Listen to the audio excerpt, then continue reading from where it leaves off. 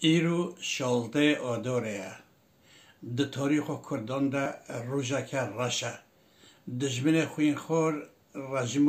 صدام حسین ظالم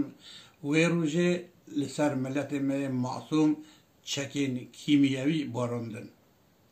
جن و زاروک تیده 5000 کردن بلنگاز و معصوم شهید بون منجی لسر وان شهیدان و لسر وی روژا رش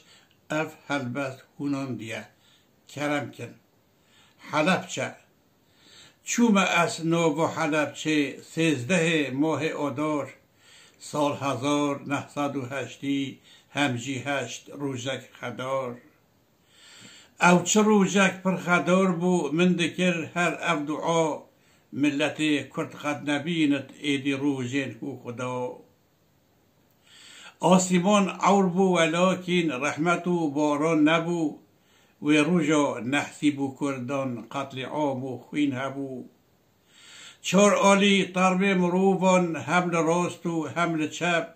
پشتی انفال بجاردی پیگدهاد ظلم عرب گرجه را وحشت ببیجم اف کلیمه جیرکیم راستی ابلیس و فرعون و همجی هامون از دبیم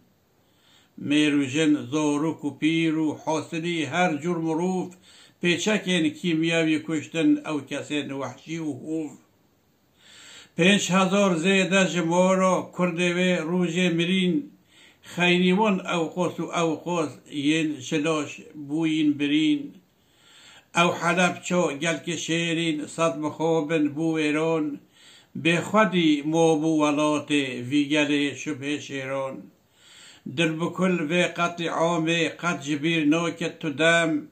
ده سمو گل یزیران و علاقم شه دین جم در بکل جزیری رحمه خدا لسر شهیدان به